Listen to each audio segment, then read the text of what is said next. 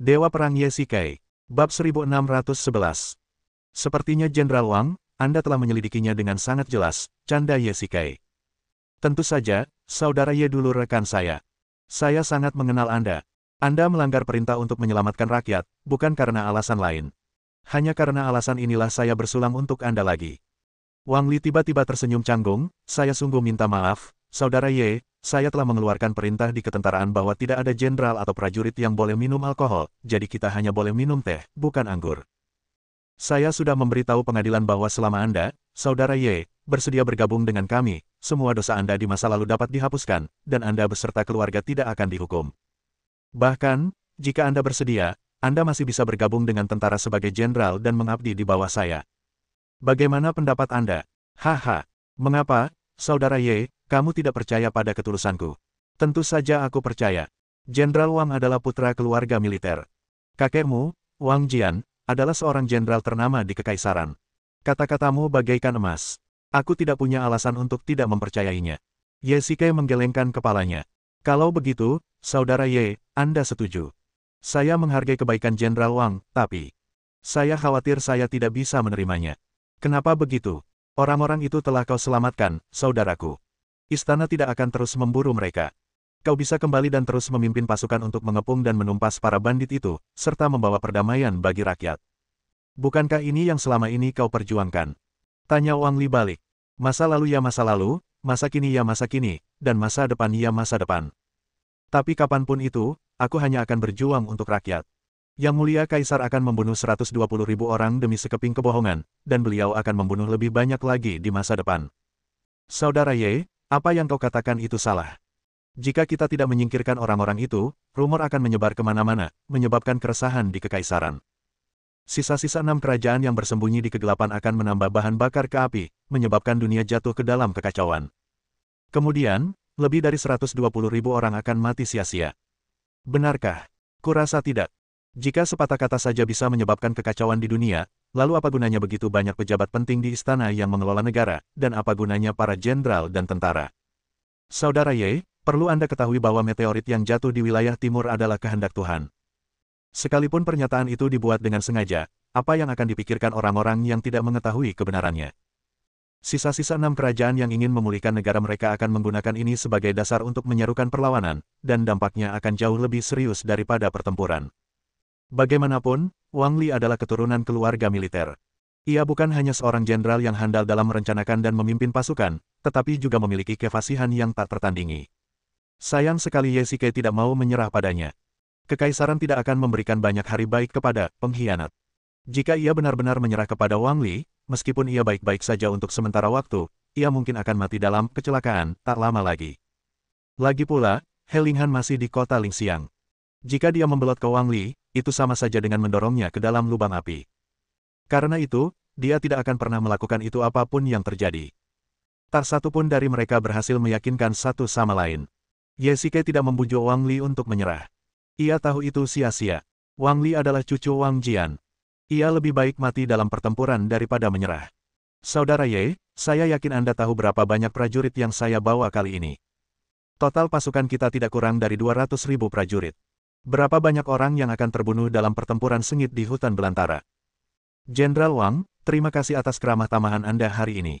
Saya menghargai kebaikan Anda, tetapi Anda tidak perlu mengatakan apapun lagi tentang membujuk kami untuk menyerah.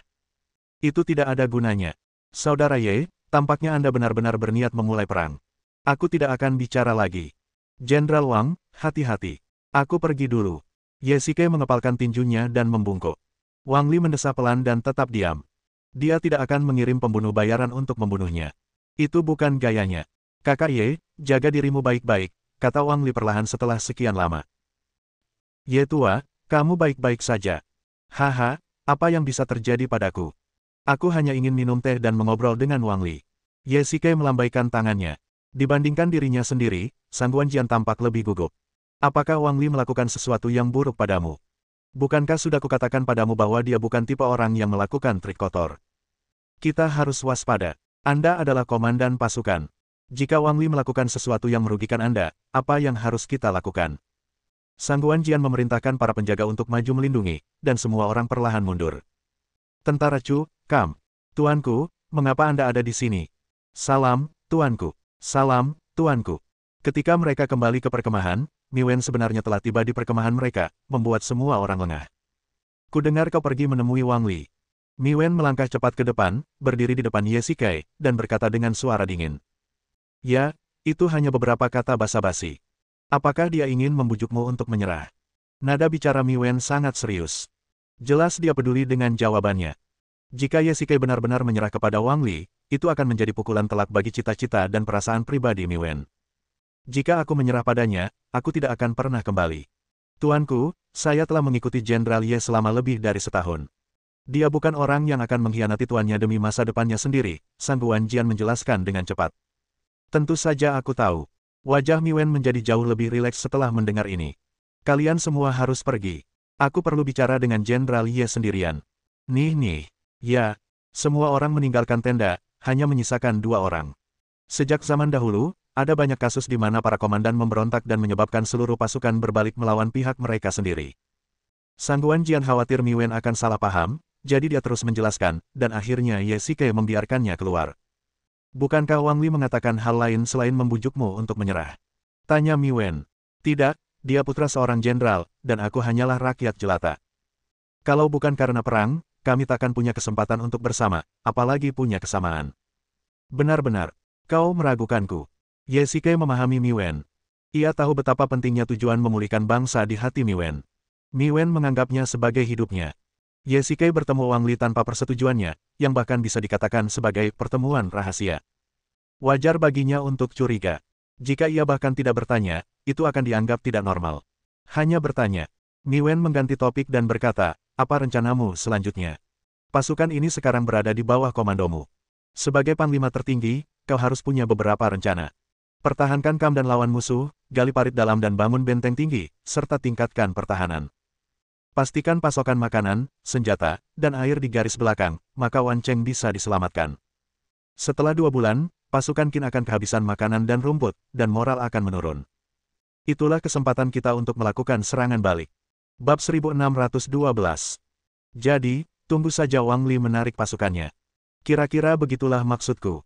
Ye Shikai berkata dengan tenang, Wang Li memang sangat kuat, tetapi aku memperkirakan selama dia menarik pasukannya, istana akan kesulitan melancarkan operasi militer berkelanjutan. Nanyang dapat menikmati kedamaian untuk waktu yang lama. Penguasa dapat memanfaatkan kesempatan ini untuk mengkonsolidasikan kekuatannya. Dengan cara ini, ketika pasukan Qin datang lagi di masa mendatang, mereka tidak akan mampu bertempur. Tapi bagaimana jika Wang Li tidak menarik pasukannya? Atau jika pasukan Qin mendapatkan pasokan makanan, pertempuran akan berlanjut? Tanya Mi Wen balik. Tidak, wilayah-wilayah di dataran tengah telah dilanda perang terus-menerus selama berbulan-bulan. Aktivitas para pemberontak telah berdampak serius pada kehidupan penduduk setempat. Terlebih lagi, perang dengan suku serigala tahun lalu hampir menghabiskan seluruh cadangan makanan. Mustahil bagi Wang Li untuk mendapatkan makanan dan pakan ternak dari dataran tengah, balas Ye Shikai. Dinasti Qin itu tiran dan tidak adil. Siapa tahu mereka akan mengambil jatah makanan dari rakyat secara paksa. Saya kira tidak demikian. Mengapa? Pertama-tama, jika mereka bahkan tidak punya makanan, maka dataran tengah akan benar-benar kacau. Istana Kekaisaran mengenakan pajak yang tinggi, tetapi tidak akan sampai tidak memberikan makanan sama sekali. Jika tidak, itu pasti akan memicu lebih banyak pemberontakan. Lagi pula, saya rasa Wang Li tidak akan melakukan itu. Kenapa kau berkata begitu? Apa Wang Li tidak tahu betapa pentingnya makanan dan rumput baginya? Dengan makanan dan rumput yang cukup, dia bisa bersaing dengan kita, atau bahkan mengalahkan kita. Sebagai seorang jenderal, Wang Li tentu ingin menang, tetapi sebagai pejabat penting di istana, akan menjadi kerugian jika ia menimbulkan kekacauan di daerah dataran tengah untuk mengalahkan pasukan Chu. Sebenarnya, Ye Shikai menilai Wang Li tidak akan melakukan hal ini, lebih berdasarkan intuisi. Dari percakapan tadi, ia merasa Wang Li bukanlah orang yang kejam. Meskipun ia tidak mengomentari insiden meteorit di Dongjun, Ye Shikai dapat melihat bahwa Wang Li tidak menyetujui pembantaian warga sipil di dalam hatinya. Namun, bagaimanapun juga, ini adalah perintah rahasia kaisar, dan ia tidak keberatan. Selain itu, dari percakapan itu, Ye Shikai menemukan bahwa Wang Li memiliki firasat yang kuat tentang situasi secara keseluruhan. Ia tidak akan membuat dataran tengah kacau, hanya demi mengalahkan puluhan ribu pasukan Chu. Itu hanya intuisiku. Ye Shikai mengucapkan 3 kata itu dengan ringan. Rasanya sungguh tak berdaya. Sekalipun analisisnya sangat teliti, itu hanyalah penilaian dan spekulasi. Tak seorang pun yakin 100%. Lagi pula, Mi Wen tak akan percaya pada pernyataan sepihaknya. Sama saja dengan tidak mengatakan apa-apa. Mi Wen memutar matanya, dan Ye Shikai tersenyum canggung. Ngomong-ngomong, aku ingin minta maaf padamu atas kejadian terakhir kali. Mi Wen tiba-tiba mengganti topik, nadanya penuh permintaan maaf. Sejak mereka berdua menjadi raja dan rakyatnya, ini pertama kalinya Mi Wen berinisiatif untuk menyerah padanya. Tak perlu dikatakan lagi, Ye Shikai juga tahu apa yang dibicarakan Mi Wen. Ia adalah orang yang tidak menghargai uang atau kekuasaan. Ia bisa dikatakan, tanpa hasrat. Namun, satu-satunya yang ia pedulikan adalah He Linghan. Ini adalah skala terbaliknya dan tak seorang pun bisa menyentuhnya. Mi Wen memanfaatkan He Linghan untuk mengancam Ye Shikai, yang jelas merupakan tabu besar baginya. Lupakan saja, jangan bahas hal itu lagi. Aku tidak marah padamu, tuanku. Karena aku sudah berjanji untuk melawan Wang Li, aku tidak akan bimbang, dan aku tidak akan mengkhianatimu. Jika kau percaya padaku, jangan ikut campur. Jika kau tidak percaya padaku, maka aku tidak bisa berbuat apa-apa. Kau adalah tuan, lakukanlah apapun yang kau mau. Ye Shikai tidak merasa marah. Ia sebenarnya mengenal Mi Wen dengan sangat baik. Ancamannya adalah 70% intimidasi dan 30% kebenaran. Bahkan jika Ye Shikai benar-benar menentangnya, ia tidak akan melakukan apapun pada He Linghan. Tentu saja aku percaya padamu, kalau tidak, mengapa aku membiarkanmu memimpin pasukan? Bahkan hidup dan matiku ada di tanganmu. Mi Wen tersenyum dan tanpa sadar mencondongkan tubuh ke depan. Ye Shikai mundur beberapa langkah dan melihat sekeliling. Untungnya, tidak ada tentara yang melihatnya. Haha, sebagai perempuan, aku tidak keberatan dengan adat dan etika seperti ini, tapi aku tidak menyangka kamu begitu pendiam, kata Mi Wen sambil tersenyum. Pria dan wanita tidak boleh saling menyentuh, jadi mohon hormati diri Anda sendiri, tuanku, kata Ye Shikai sambil membungkuk. Terakhir kali kita ngobrol di hutan bambu, seorang pembunuh menyerang, dan aku belum mengucapkan terima kasih kepadamu karena telah menyelamatkan hidupku. Melindungi tuan adalah tugasku, tak perlu berterima kasih padaku. Larut malam, Ye Shikai tinggal sendirian di tenda, memikirkan situasi perang. Sore harinya, Mi Wen kembali ke Jiangling di Nanjun, bukan ke Wancheng. Secara formal, ia bertanggung jawab langsung atas logistik pasukan. Sebenarnya, semua orang mengerti bahwa Mi Wen mendelegasikan kekuasaan kepada Ye Shikai dan membiarkannya memimpin tanpa ragu. Laporkan, ada pergerakan di kamp tentara Qin. Tiba-tiba, seorang penjaga berlari ke dalam tenda dan menyerahkan laporan militer. Tentara Qin meninggalkan kamp semalaman, dan target mereka adalah kamp depan kita. Apakah kau mencoba melancarkan serangan diam-diam? Gumam Ye Shikai.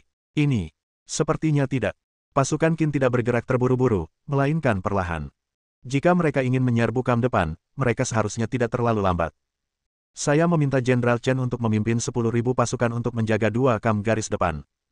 Saya juga memintanya untuk menggali parit yang dalam dan memperkuat kamp-kamp tersebut. Tidak perlu panik bahkan jika pasukan Qin benar-benar melancarkan serangan mendadak. Saya hanya ingin tahu apa yang ingin dilakukan pasukan Qin. Ye Shikai duduk di kursinya, menatap peta meja pasir di depannya. Jenderal, pasukan Qin sedang menuju kamp depan sekarang. Dengan kecepatan ini, mereka akan dapat mencapai kamp depan saat fajar. Perintahkan semua jenderal untuk bersiap berperang. Ya, Ye Shikai secara pribadi memimpin 3.000 penjaga dan 40.000 pasukan dari kamp utama ke kamp depan. Cahaya dari menara suar menyilaukan di malam yang gelap, dan genderang dibunyikan di lebih dari selusin kamp. Begitu fajar menyingsing, pasukan Qin telah tiba di gerbang depan perkemahan. Sesuai laporan para pengintai, mereka berbaris perlahan dan santai, lalu berbaris setelah tiba di gerbang perkemahan. Ye Shikai curiga bahwa pasukan Qin telah membawa perlengkapan pengepungan, jadi ia tidak berani bersantai. Para pemanah sudah berada di posisi mereka. Wang Li ahli dalam mengatur pasukan, dan formasi pasukan Qin berada di luar jangkauan panah otomatis. Ia menarik tali busur sepenuhnya dari dinding, dan anak panahnya hanya mengenai tumit para prajurit Qin di barisan depan. Sangguan, apa kabar? Kamu tidak tidur semalaman. Ye Shikai menemukan Sangguan Jian. Segera setelah perintah militernya dikeluarkan, Sangguan Jian secara pribadi memimpin para penjaga ke kamp depan dan mengatur para prajurit untuk menghadapi musuh. Jangan khawatir, aku baik-baik saja. Aku tidur lebih banyak di siang hari, jadi tidak masalah kalau aku tidak tidur di malam hari. Sangguan Jian melambaikan tangannya. Baiklah, mari kita bicara bisnis. Berapa banyak pasukan Qin yang sudah tiba? Nada bicara Ye Shikai tiba-tiba menjadi serius. Sekitar 30.000 lebih. Jumlahnya tidak banyak, tapi sangat agresif. Mereka membawa ketapel dan alat pendobrak, jawab Sangguan Jian. Hari masih gelap, jadi sulit memperkirakan jumlah orang. Para pengintai hanya mengatakan ada sekitar puluhan ribu, tetapi tidak menyebutkan angka pastinya. Kenapa hanya 30.000? Kalau Wang Li mau menyerang benteng, dia pasti sudah membawa setidaknya 60.000 orang. Aku juga tidak tahu. Cepat kirim pengintai untuk menyelidiki pergerakan pasukan Qin lainnya. Bab 1613. Baiklah, aku akan segera pergi. Kirim lebih banyak pengintai. Suruh Sun Ke memimpin pasukannya untuk menyelinap ke belakang dan menyelidiki dengan saksama. Aku rasa Wang Li tidak akan membawa 30.000 orang saja untuk menyerang desa, perintah Ye Shikai. Tiba-tiba, secercah kegembiraan terpancar di matanya. Ngomong-ngomong, siapa jenderal yang memimpin pasukan di sisi berlawanan? Itu Wang Li. Dia tepat di depan pasukan. Kita bisa melihatnya dengan jelas dari tembok desa. Coba kulihat. Ye Shikai sendiri naik ke tembok desa. Seperti dugaannya, Wang Li sedang menunggang kuda perang dan berdiri di depan pasukan. Ye Shikai telah melihatnya dengan mata kepalanya sendiri, jadi tentu saja ia tidak akan membuat kesalahan. Jenderal, Wang Li hanya membawa 30.000 orang, jumlah yang tidak banyak. Ada 50.000 pasukan yang berkumpul di kamp depan. Saya bersedia memimpin pasukan lapis baja untuk memimpin. Kita akan keluar dengan kekuatan penuh dan menghancurkan mereka terlebih dahulu. Mancang membungkuk dan meminta untuk bertarung. Tidak. Ye Shikai langsung menolak. Mustahil bagi Wang Li untuk hanya membawa 30.000 pasukan Qin. Setidaknya ada 80.000 pasukan lagi yang keberadaannya tidak diketahui. Mungkin mereka sedang menyergap di sudut, tak terlihat di dekatnya. Jika mereka bergegas keluar, kemungkinan besar mereka akan dikepung. Terlebih lagi, Wang Li adalah seorang jenderal terkenal yang sangat ahli dalam mengerahkan pasukan dan memimpin pasukan elit Qin. Dari kejauhan, terlihat bahwa 30.000 orang ini semuanya adalah pemuda yang kuat, dan formasi militernya megah dan spektakuler, yang menunjukkan bahwa mereka adalah garis keturunan langsung Wang Li. Meskipun pasukan lapis baja itu mampu bertempur, jumlah mereka kecil. Bahkan jika 50.000 orang keluar dengan kekuatan penuh, tidak akan mudah untuk mengalahkan mereka. Sangguan, pasukan Qin di bawah semuanya adalah pasukan elit Wang Li. Aku khawatir mereka tidak akan mudah dihadapi. Sekalipun kita mempertahankan kamp, kita tidak boleh lengah. Baiklah, jangan khawatir, Ye Tua. Wan Qiyuan. Aku akan berada di sini pada akhirnya. Bawa pasukan kavaleri kalian dan berangkatlah dari gerbang barat perkemahan. Ambil jalan memutar dan pergilah ke sisi kanan belakang pasukan Qin. Ada hutan di sana tempat kalian bisa bersembunyi dan menunggu perintahku untuk menyerang. Ya, aku akan menuruti perintahmu. Ye Shikai meminta Wan Qiyuan untuk memimpin 4.000 pasukan kavaleri keluar dari kamp dengan tujuan melihat taktik apa yang sedang direncanakan Wang Li. Selain itu, jika tebakannya benar, 30.000 pasukan elit Qin ini pasti telah dilatih oleh Wang Li sendiri. Senjata, baju zirah, dan pengalaman pelatihan mereka sebanding dengan pasukan lapis baja. Jika ada kemungkinan untuk menimbulkan kerusakan parah pada mereka, Wang Li pasti akan waspada di masa depan, dan pasukan Qin juga akan ketakutan. 1 jam kemudian, Pak Tua Ye, apa yang ingin dilakukan Wang Li? Sudah 1 jam berlalu dan dia tidak mau menyerang atau mundur. Sangguan Jian tak kuasa menahan diri untuk bertanya dengan rasa ingin tahu. Aku juga tidak tahu. Ye Shikai melirik ke bawah. Setelah 1 jam penuh, pasukan Qin tidak menunjukkan tanda-tanda kelelahan. Mereka memang pasukan elit. Ayo kita keluar dan temui dia. Ye Shikai berjalan menuruni tembok desa, menaiki kuda perangnya, dan meminta para penjaga untuk berkumpul. Buka gerbangnya dan biarkan aku keluar. Tunggu sebentar, Pak Tua Ye, apa yang akan kau lakukan? Sangguan Jian segera menghentikannya.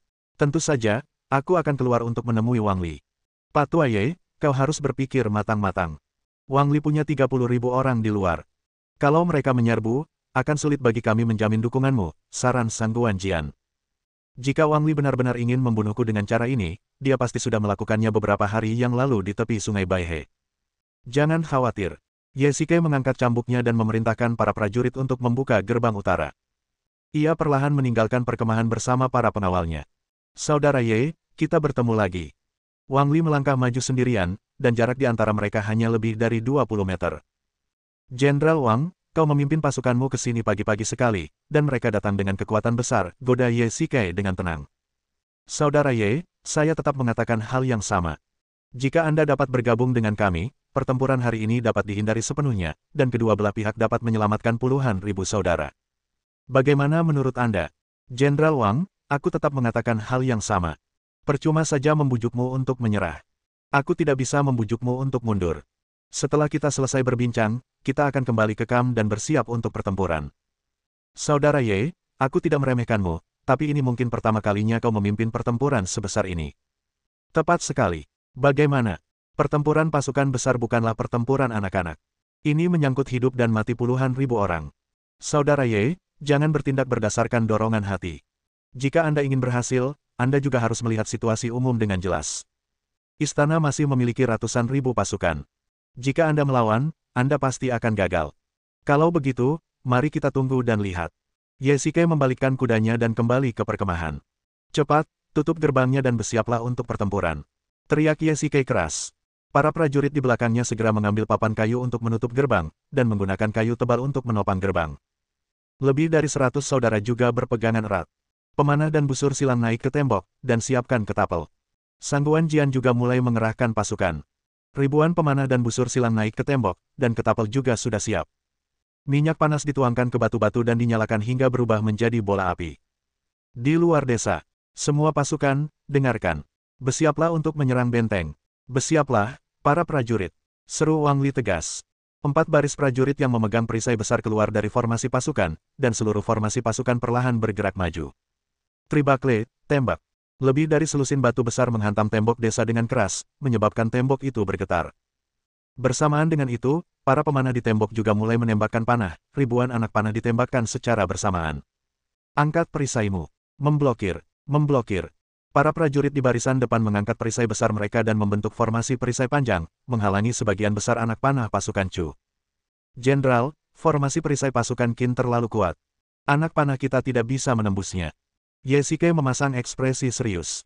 Para prajurit di barisan depan pastilah perwira di pasukan Qin, kebanyakan dari mereka adalah sersan dan komandan regu.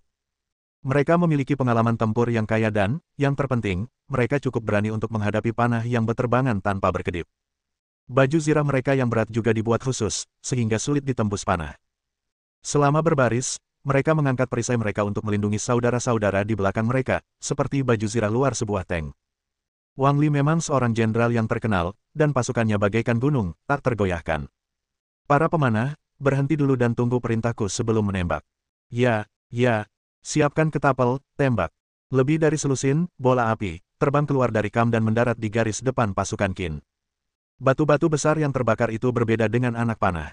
Batu-batu itu berat dan mengenai formasi perisai, langsung merobek beberapa lubang. Percikan minyak tanah juga membuat pasukan Qin menderita. Para pemanah, tembak.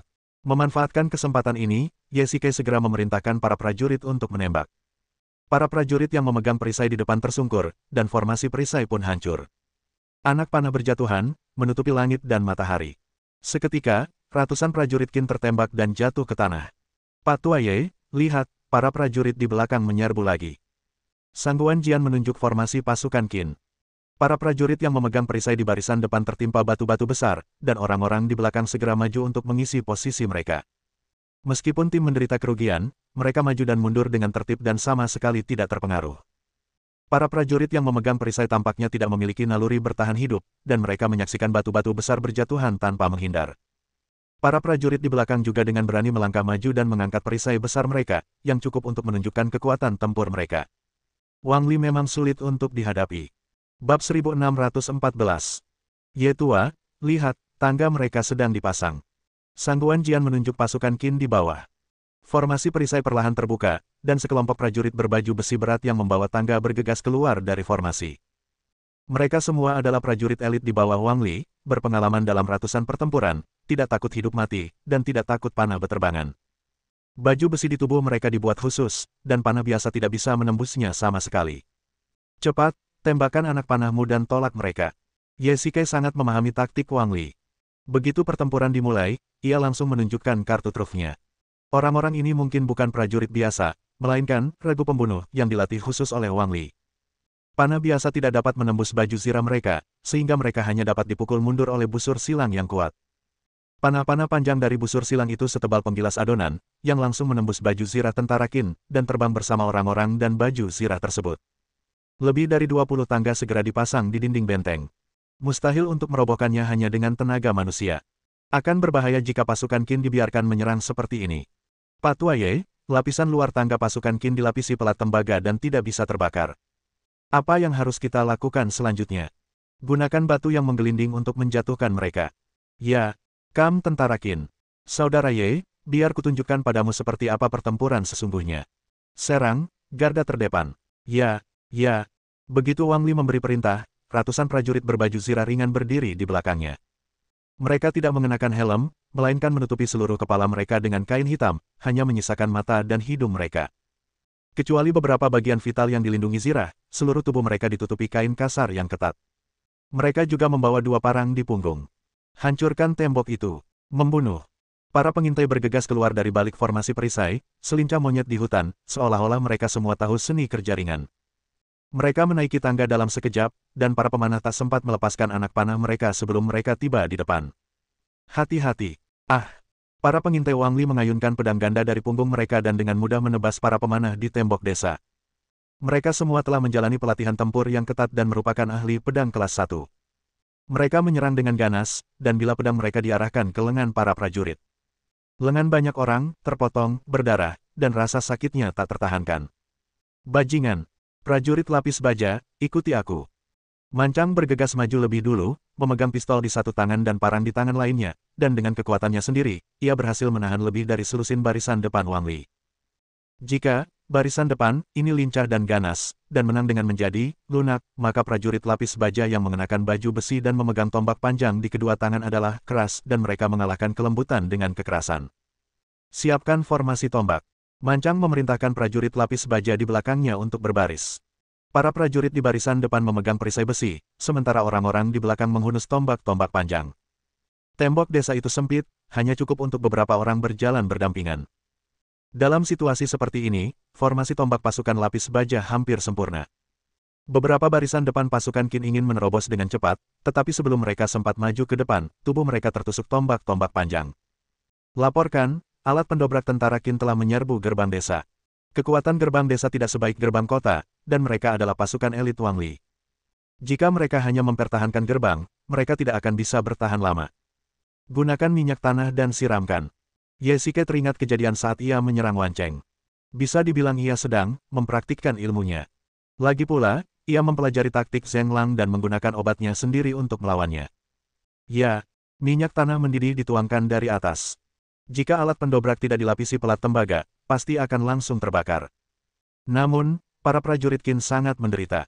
Percikan minyak panas di kulit mereka begitu menyakitkan hingga mereka bisa pingsan. Kedua belah pihak terlibat dalam pertempuran berdarah yang berlangsung sepanjang pagi tanpa pemenang yang jelas. Wang Li tidak punya pilihan selain membunyikan klakson dan mundur, mendirikan kemah 20 mil di luar desa. Cepat, bawa yang terluka ke bawah untuk dirawat. Jenazah saudara-saudara yang gugur juga harus dikirim ke garis belakang. Biarkan para prajurit memperbaiki tembok desa dan mengisi kembali anak panah serta batu-batu yang jatuh. Tentara Qin tidak akan memberi kita terlalu banyak waktu. Setelah pertempuran, Sang Guanjian tidak berani bersantai dan segera memerintahkan para prajurit untuk berjaga-jaga terhadap serangan berikutnya dari tentara Qin ke desa.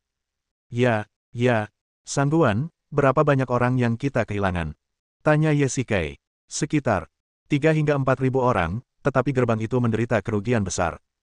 Jika kami tidak merespons tepat waktu, pasukan Qin manapun tidak akan berhasil menembus gerbang itu. Kalau tidak, kerugiannya pasti jauh lebih besar. Kau benar. Wang Li memang seorang jenderal ternama dari dinasti Qin. Kita sudah membuat persiapan yang matang sebelumnya, tapi dia tetap menghajar kita seperti ini. Kita harus mempertahankan gerbang sampai mati. Selama gerbangnya tidak ditembus, pasukan Qin tidak akan bisa menyerang. Saya sudah menyuruh saudara-saudara untuk melakukannya. Ngomong-ngomong, Wan Qiyuan juga sudah kembali. Mereka memanfaatkan serangan pasukan Qin di Kam untuk melancarkan serangan sengit dari samping dan belakang, menewaskan banyak musuh. Mereka sekarang sudah kembali ke Kam. Bagus sekali, sampaikan perintahnya, siapapun yang memenggal kepala musuh akan diberi hadiah. Ya, juga, apakah para pengintai sudah kembali? Pasukan Qin di seberang sana jumlahnya tidak lebih dari 30.000 atau 40.000. Aku ingin tahu di mana sisanya. Sejauh ini, belum ada pengintai yang kembali untuk melapor, tapi kurasa akan segera.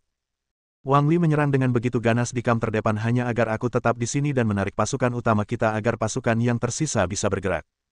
Ye Xike menganalisis, semakin ganas Wang Li menyerang di sini, semakin gelisah perasaanku. Ye tua, jangan khawatir. Setiap Kam punya ribuan prajurit. Kalaupun kita kalah, kita akan tahu begitu menara suar mengirimkan sinyal. Ya, Jenderal, Wang Li ada di sini, jadi arah serangan utama pasukan Qin pasti ada di sini. Kalaupun pasukan lain beraksi, itu hanya untuk membingungkan pasukan kita. Selama kita mempertahankan kam depan, pasukan Qin tidak akan bisa berbuat apa-apa, ujar Mancang di sampingnya. Inilah yang saya khawatirkan. Jika Wang Li bisa melancarkan serangan tipuan secara pribadi, lalu kemana serangan utamanya harus diarahkan? Kam tentara Qin. Jenderal, dalam pertempuran ini, pasukan kita kehilangan 5.000 prajurit, dan lebih dari separuh pengintai kita tewas. Mereka semua adalah pasukan elit kita.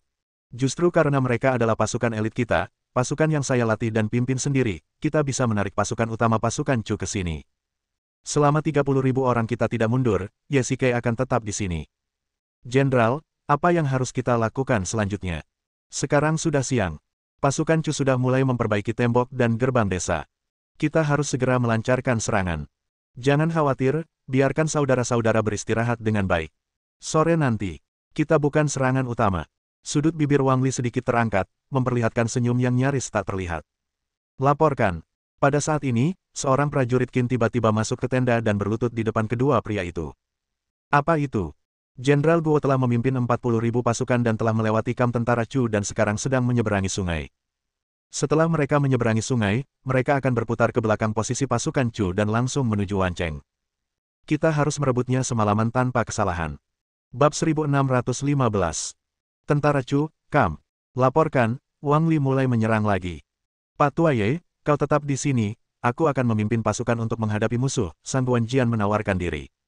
Baiklah, hati-hati. Pasukan Qin tidak bergerak sepanjang sore. Ye Shikai juga sangat gugup.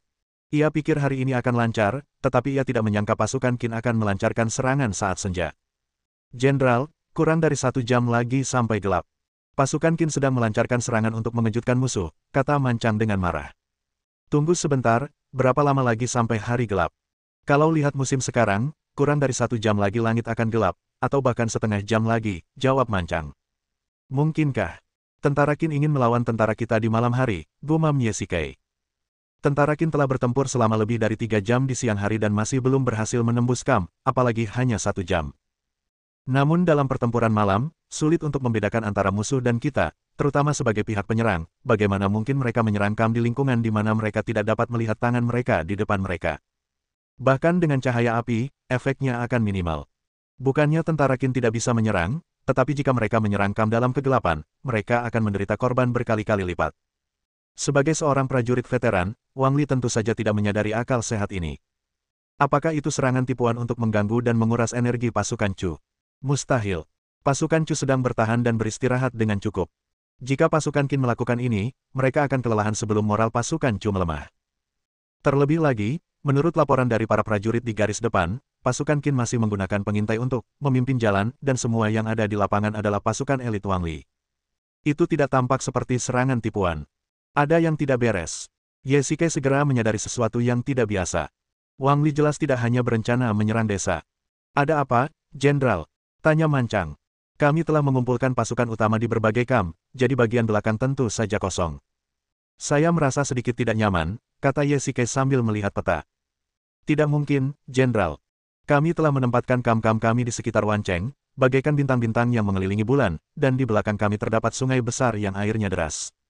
Sulit untuk menyeberangi sungai tanpa feri. Selain menyerang kam, apakah tentara Qin punya metode lain? Jika pasukan Qin menyeberangi sungai dan melancarkan serangan mendadak ke Wancheng, itu akan berbahaya, gumam Ye Shikai. Seharusnya itu tidak mungkin.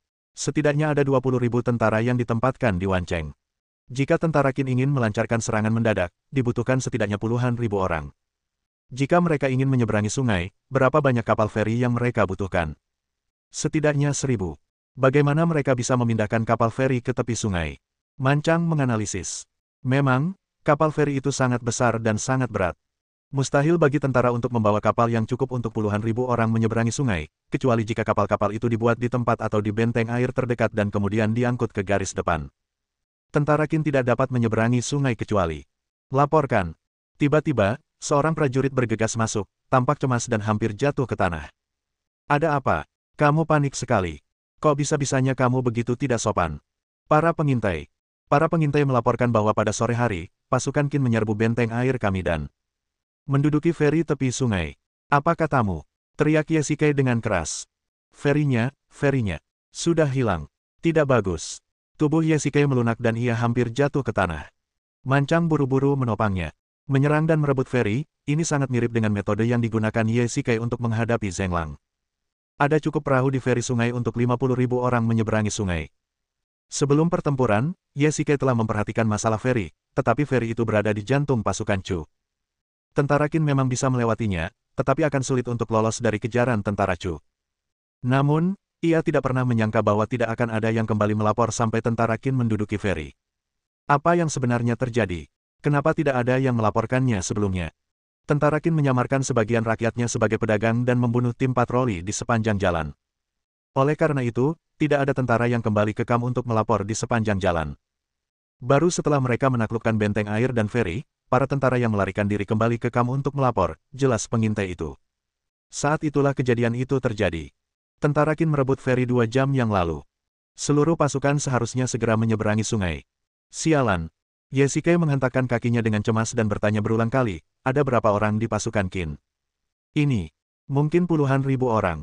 Mereka datang begitu cepat sehingga ferry itu langsung tenggelam dalam sekejap mata. Saya benar-benar tidak tahu jumlah pastinya. Enyahlah, sampah. Ye Shikai benar-benar tidak menyangka bahwa Wang Li benar-benar mengirim orang untuk menyerang ferry, dan juga mengirim orang untuk membunuh tim patroli terlebih dahulu. Jenderal, apa yang harus kita lakukan sekarang? Jika pasukan Qin benar-benar menyerang Wan Cheng, situasinya akan sangat berbahaya. Jika Wan Cheng jatuh, makanan dan persediaan untuk 70.000 hingga 80.000 pasukan di pinggiran akan habis. Tidak hanya itu, jika Wan Cheng kalah, pasukan akan kehilangan rute mundurnya. Kita akan diserang dari kedua sisi, dan akan dikalahkan tanpa makanan atau rumput. Ye Shikai memaksakan diri untuk tetap tenang. Sekarang adalah saat yang paling kritis. Dia tidak boleh membiarkan para prajurit di barak mengetahui berita itu, jika tidak, moral pasukan akan tidak stabil dan situasi akan semakin sulit dikendalikan. Serahkan perintah ini, blokir berita ini, dan jangan biarkan siapapun tahu, kalau tidak.